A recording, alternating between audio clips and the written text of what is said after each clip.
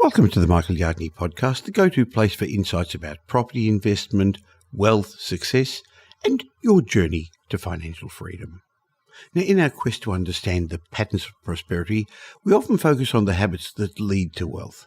But what about the habits that do the exact opposite? What about the routines and patterns of behaviour that lead to financial struggle or to less dissatisfaction with life? Well, my guest today, my good friend Tom Corley, has spent years studying this aspect of personal growth and wealth creation. You probably know Tom's the acclaimed author of a number of books, including our joint book, Rich Habits, Poor Habits. And in his studies, he identified 7 deadly habits, and we're going to discuss those today. Habits that lead to poverty, unhappiness, and unfulfillment. From time-wasting tendencies to poor health habits. More importantly, though, we're going to learn how to identify them in our lives and discuss practical ways to overcome them. So prepare for an eye-opening conversation as we debunk some myths, challenge some conventions, and shed light on the darker side of habits with the insightful Tom Corley.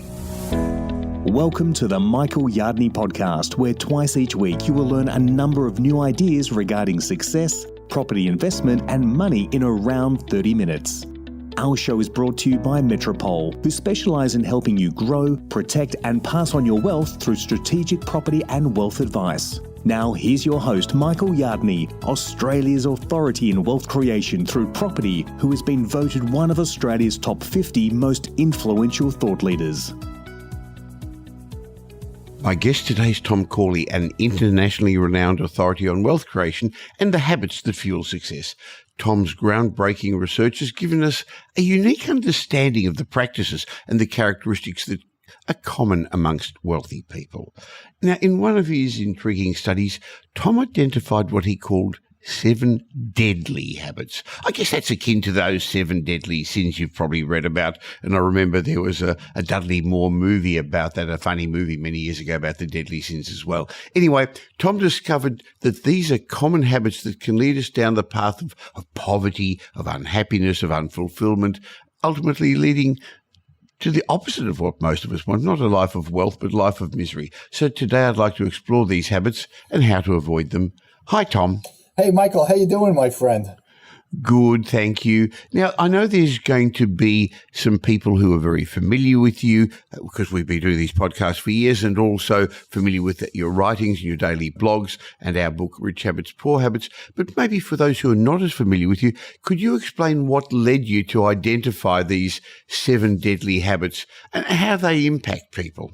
Well, as you know, Michael, because we wrote a book together, Rich Habits, Poor Habits, the study that I did on the wealthy people and poor people identified what I call rich habits and poor habits.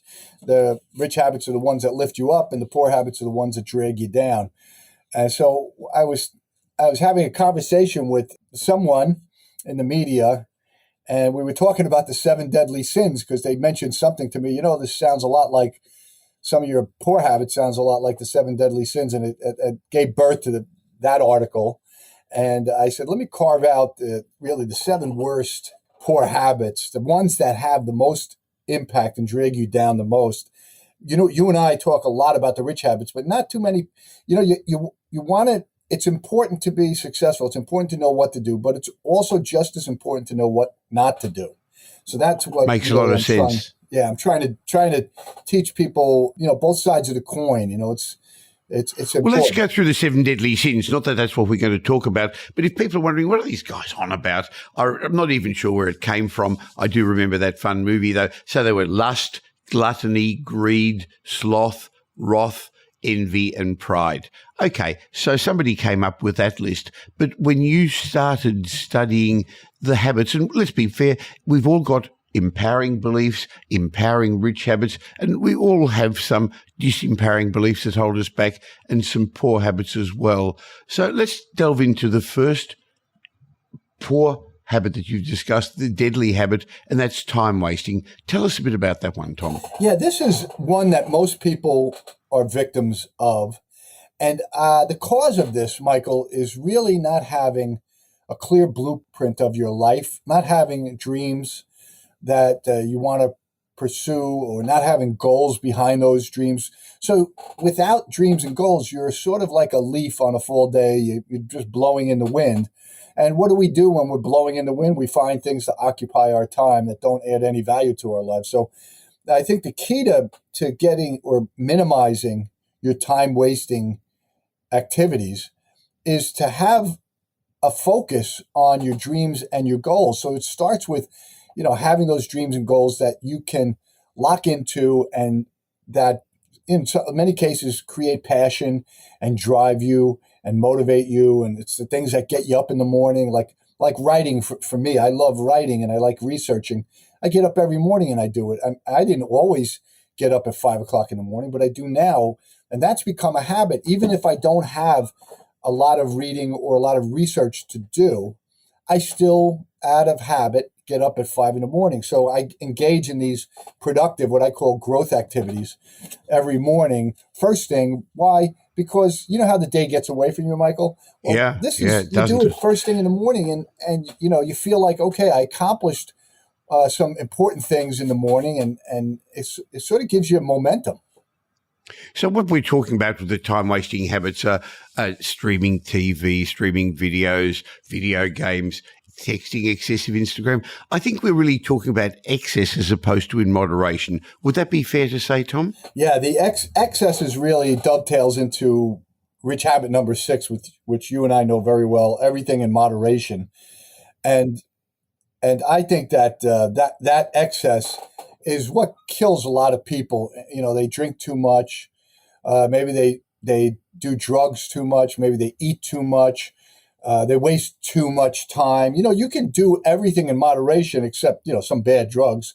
But if you follow rich habit number 6 and you don't engage in any of these excessive bad habits, you're going to be fine in life. But know that they exist and that you've got to be aware of them and that you moderate engaging in them. Once a year you come to Australia at Wealth Retreat, and when people leave, they end up with a number of lists, a list of things that they are going to start doing, a list of things that they're going to continue doing, and we also make sure they have a list of things they're going to stop doing. And I guess these deadly habits, as you call them, should be on the list of people's list of what they should stop doing. The second one that you discuss revolves around poor health choices. Can you explain a bit about how maintaining good health's really important? I think it's actually got to do not only with health, but it also helps your financial success. Would that be fair, Tom? It does. And you know what was a light bulb moment for me is because I had this limiting belief regarding wealthy people that they were all overweight and they, were greedy and gluttonous and all this stuff. They had a lot of those 7 deadly sins. And what I found out was the exact opposite. And the light bulb moment for me was when one of the wealthy people, I told him, I said, you're 67 years old, you're worth $17 million. Why do you keep working every day? And he looked at me like I was crazy. And he said, I stayed healthy. I exercised every day. I ate right because I knew that the last 5 to 7 years of my career was going to be where I made the most money. And he was right. He ended up working till he was 73, 74. And he told me later that he made as much money in those 5, 6, or 7 years as he did in his entire career. And so he said, I couldn't have done that without good health. And he told me, you can't make money, Tom, from a hospital bed. And I said, wow, I never forgot that statement.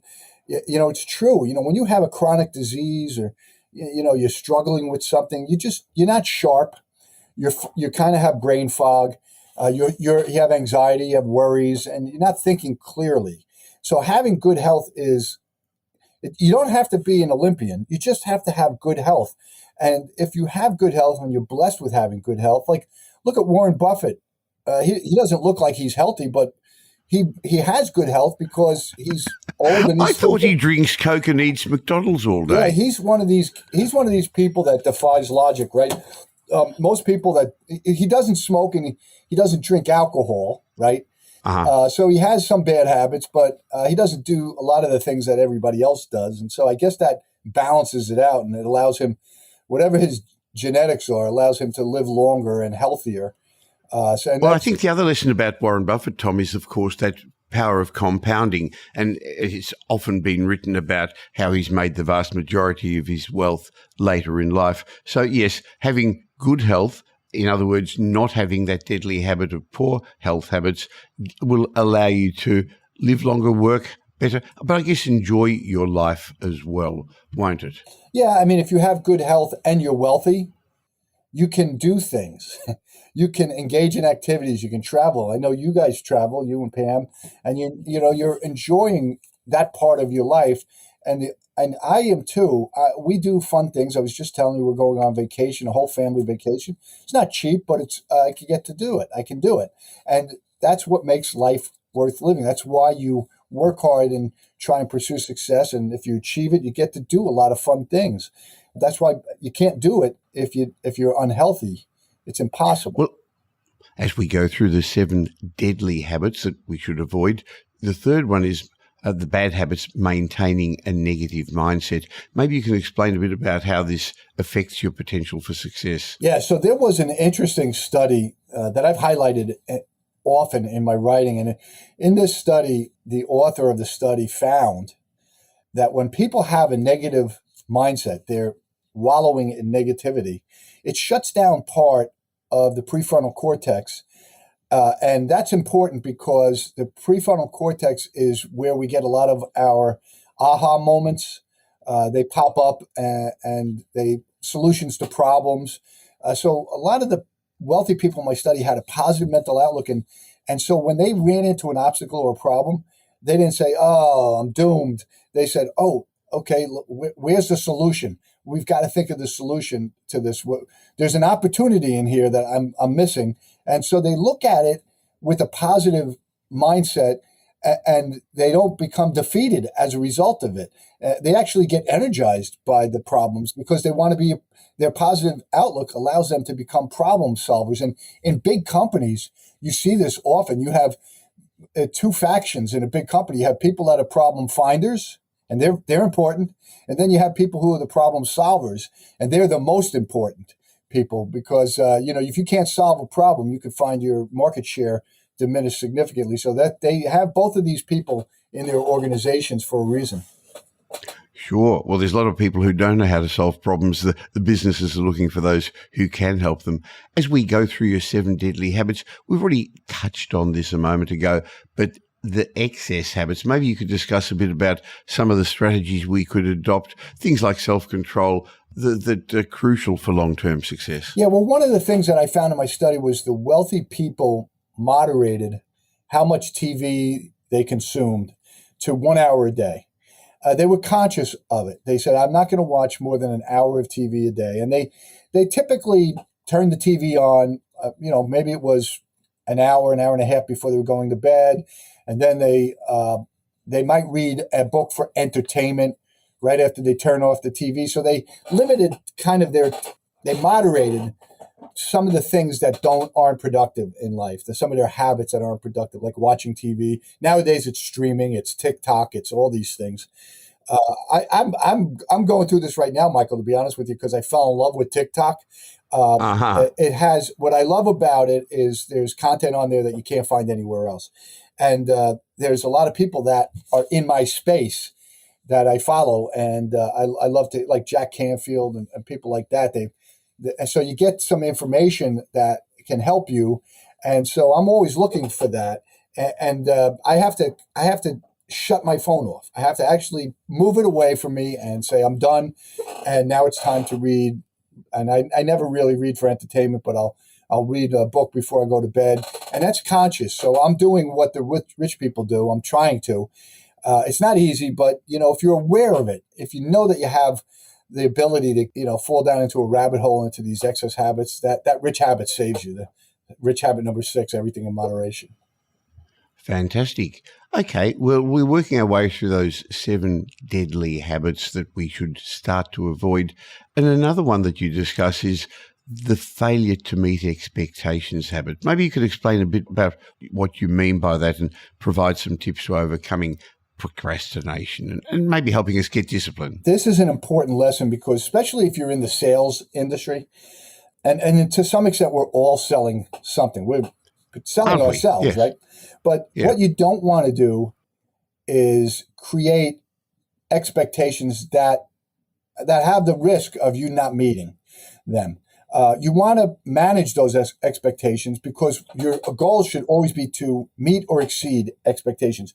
When you fall short of meeting expectations, then people lose trust in you, they lose respect for you, and you lose value in their eyes, and they won't want to do business with you again. So you have to meet at the very minimum, meet their expectations. But if you exceed their expectations, then you become a hero in their life. And we all should strive to be heroes in other people's lives, because heroes get paid more. Well, there's lots of options. Everybody's got options when they buy things, when they meet people, when they choose who their service providers are. And I guess your boss similarly has options as well. One of the first things they've got to do is understand, do they like you? Do they trust you? Are you going to meet the expectations they have of you? So what you just explained makes a lot of sense. There's another one that we've made a no-no in our office, and that's the gossip habit. We don't allow that. We don't like people talking behind others' back.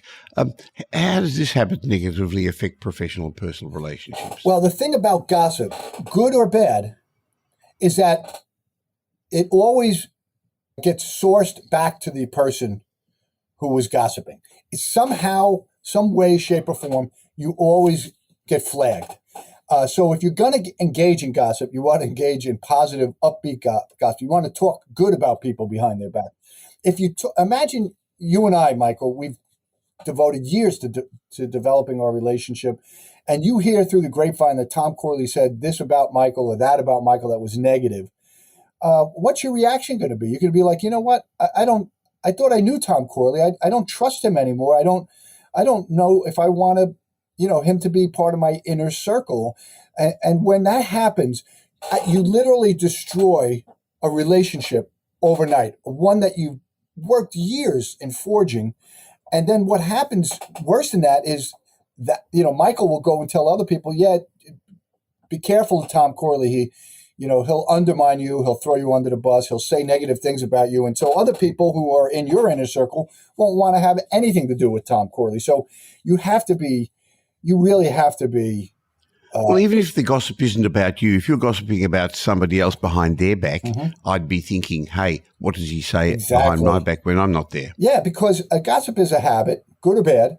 I engage in good gossip. I never say anything bad about anybody. If I have nothing good to say, you ever hear that saying? If you have nothing good to say, my mother said that all the time. Yes, Michael. If you I have remember nothing that. Good to say about someone, don't say anything at all. And my gosh. Yeah, I was taught that too. Yeah, that is such a valuable lesson in life. You don't realize these things that your parents tell you until you're older, and they such wisdom in that. But, you can break it down into negative gossip and how it Dave Ramsey, one of the reasons I was on his, huge national radio show with 8 million listeners was because of this one poor habit, this gossip, because he had a no gossip policy in his company. It just lit him up when he saw that in the Yahoo article. So it's there's a lot of successful people out there that understand that negative gossip is a cancer within the organization, and it will undermine everybody's motivation, and it'll just detract from what you're trying to do. Well, as we go through these, there's one habit left, and that's the habit of cultivating good relationships, or in other words, avoiding the deadly habit of having poor relationships, Tom. Yeah, so these negative people, if they're inside your inner circle, they're going to have all of these bad habits. And these bad habits, they're like a virus. And this is not just Tom Corley saying this. This was a study that was done. The author of the study found that negativity, the habits, it was initially, they pass along to the inner circle. And it was initially a study on obesity. And the author said, wow, this is interesting. Like something like 70% of the inner circle of obese people are other obese people. So habits, good and bad, spread like a virus through your social networks.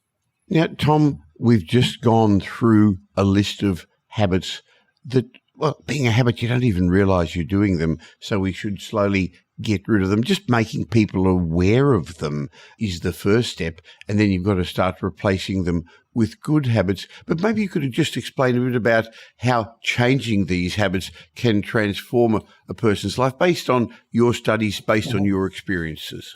Well, the wealthy and the successful, they all follow a similar template. And that's, I guess, why I identified these rich habits. They were all common among the wealthy people in my study. And they have habits that enable them to grow and improve, to maintain their health, stay focused, productive, stay positive, and create a desire for people to do business with them. And, they also have habits that help them grow their relationships with other successful people. So this is not rocket science. This is just, taking a page out of the playbook of the wealthy. Why not? I mean, why reinvent the wheel? Why do we have to reinvent the wheel? Why not just adopt some of these strategies that the wealthy use in your life and see if they work? If they don't work for you, they don't work. So, but my experience has been they will work, and you'll see improvements in your life. Maybe you won't become uber wealthy, but maybe you'll become financially secure, and maybe you'll have, and financial security brings you with that money that gives you that financial security, it eliminates a lot of unhappiness. I found that about 56% of the unhappiness in our lives is eliminated by just having money. Wow, that's good. Now, I guess that's one of the reasons you've studied the rich habits, why every day you write a blog about it, and I enjoy getting those. You're in the United States, so I get them at night, when I guess in other parts of the world they get them in the morning. But if people don't subscribe to your daily musings, I'd be suggesting they go, and I'll leave a link in the show notes to richhabits.net and subscribe to your daily blog. Also, we spent a lot of time writing our book, Rich Habits, Poor Habits, which has been translated into so many languages now and been an international bestseller. A new edition of it's coming out very, very shortly as well. But the great thing is that this is available on Kindle. You can just get it online or in bookshops. So go to richhabitspoorhabits.com, go to richhabitspoorhabits.com and get a copy of Tom and my book, Rich Habits, Poor Habits. And lastly, Tom, if listeners could take away just one vital piece of advice from all this conversation about 7 deadly habits, what would that be? What would you suggest? The most important thing, and that's why it's rich habit number one, is self-awareness. Most people are just oblivious to the things that are dragging them down in life. And I think our mission is just to bring awareness to people that you have to understand that a big part of your life is subconscious, unconscious activities, unconscious behaviors. The only way to bring self-awareness to the front is to be reading stuff like this, listening to blogs like this, podcasts, because if you're not aware of the habits that will drag you down, if you don't have self-awareness, then you're going to be scratching your head, Michael, and saying, I don't know what I'm doing wrong in life. I don't know why I'm poor. I don't know why I'm stuck. I don't know why I'm struggling. So self-awareness, I think, is the most important rich habit, and that's why I put it, as number one. That makes a lot of sense. Tom Corley, thank you very much for your time. Look forward to catching up with you again in about a month for our next Rich Habits, Poor Habits podcast. Yeah, same here, Michael. Thanks.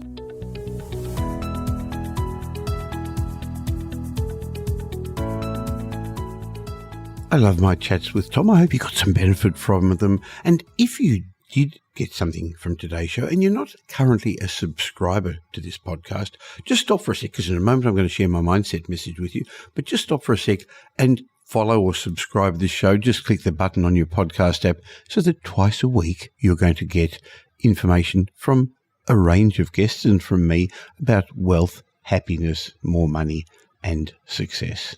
And each week I share a mindset message with you because I think you recognize that if you change the way you think, you're going to change your outside world. But before I get to that, I also want to just talk a bit about property, because we really didn't talk about property in this particular chat with Tom. But if you're trying to grow your wealth, if you're keen to grow your wealth, if you're wanting to take advantage of the new property cycle that's upon us, why not have a chat with my team at Metropole? We're more than just ordinary buyer's agents. We help our clients safely grow and protect their wealth and outperform the averages because we use time-tested formulas, strategies I've fine-tuned over 5 decades and we've been helping our clients with for well over 20 years. In fact, only a couple of weeks ago, we were awarded again as Australia's leading property and wealth advisors by Finance Derivatives magazine, an international magazine. Interestingly, that's the 3rd international award. Hey, it's not one of those we pay for, by the way. There's all those awards you can get, or you can get followers. That's not the way Metropole works.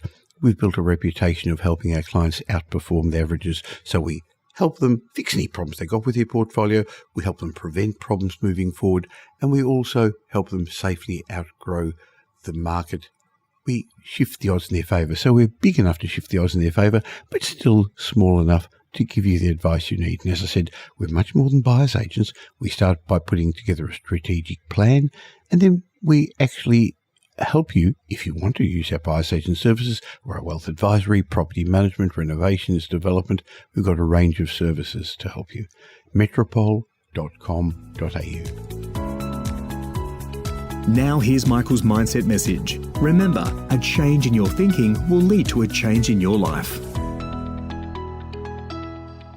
There are a number of definitions of wealth. True wealth isn't really how many properties you've got, or how much money you've got, or how big your business is. But in my mind, it's what you're left with. When they take all your money away, it's your health, it's your family, it's your friends, your spirituality, your contribution to society, your ability to be grateful. Now, I know I talk a lot about money in this podcast and success, but to me, true wealth isn't about money, as it's about those things I just mentioned. Of course, money is important in those areas in life where it's important, but it's not at all important in other areas of your life. Now, another definition of wealth that I read about is it's got to do with your time freedom. Robert Kiyosaki said there's a big difference between being wealthy and being rich, and I'm sure he's right.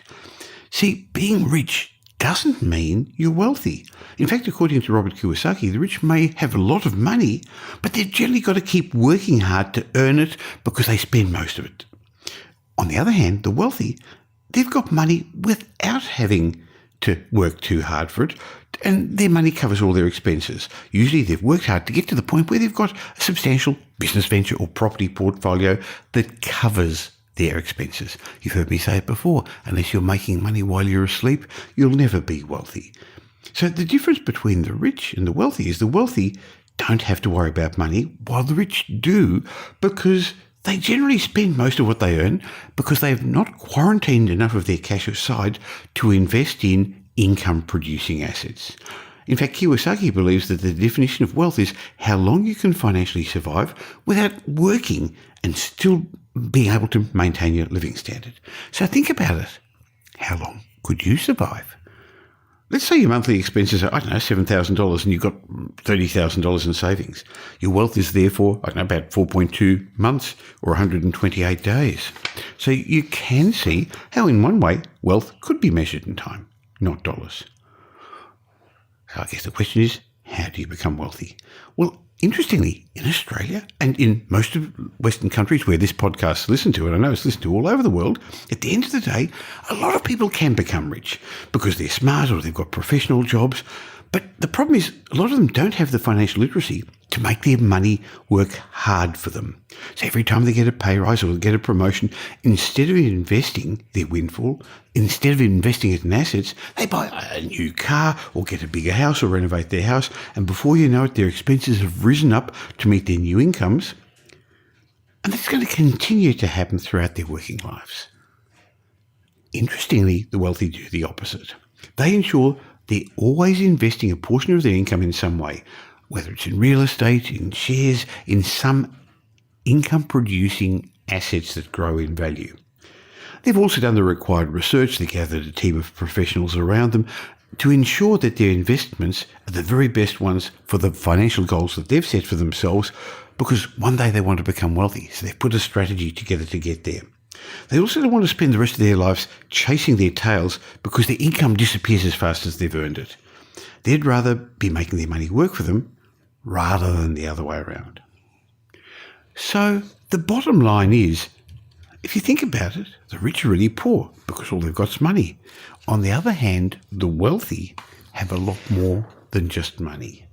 Now, having said that, any problem that money can solve isn't really a problem. So why not set yourself up for more of it?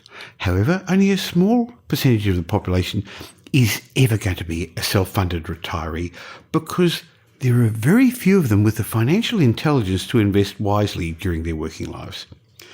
The majority of people just spend the income that they've got during their peak earning years on the latest mod cons, exotic holidays, flash cars, latest technology, because they don't know the difference between being rich and being wealthy. And nowhere is that more important than when you're approaching your twilight years and all of a sudden we come across clients all the time at Metropole who realise that they've got very little to show for the millions of dollars they've made in their lifetime. Think about it. On the average wage, if you multiply that out over 10, 15, 20 years, especially as a couple, you will have had millions and millions of dollars go through your hands. Where is it today? Are you rich or are you wealthy?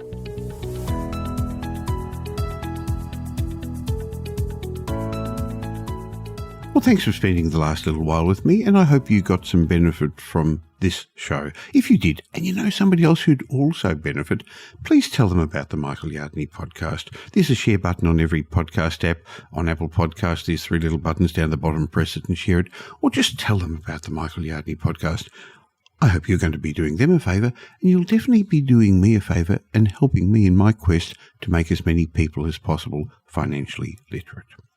Now, there's ways of catching up with me between these shows. Just look for Michael Yardney on social media, or why not join my private Facebook group? Go to Facebook and look for the Property Update Facebook group. And I have a way of saying thank you to you for subscribing to this podcast. Go to podcastbonus.com.au. There'll be a link in the show notes, podcastbonus.com.au, where you can get a bunch of ebooks and reports. My way of saying thank you. And when you've got time, why not listen to some of the old podcasts? There's individual lessons in each of those that I think would be helpful for you. I'll be back again real soon.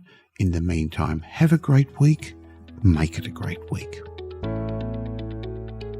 Thanks for listening to this episode of the Michael Yardney podcast, which was brought to you by Metropole, who help their clients grow, protect, and pass on their wealth through strategic property and wealth advice. If you like what you heard and don't already subscribe, you'll find us on iTunes or on your favourite Android app as the Michael Yardney Podcast. Watch out for our next show, which comes to you twice a week, and you'll learn some new ideas about property investment, success and money in around 30 minutes. To get more of Michael's thoughts, go across to www.propertyupdate.com.au and sign up for his daily morning briefing, and you'll hear from not only Michael but a group of leading property success and money experts. And just a reminder that the information you heard in this show today is general educational advice and not specific investment advice, as we don't know your personal circumstances. If you're looking for specific advice, why not ask the team at Metropole to help you?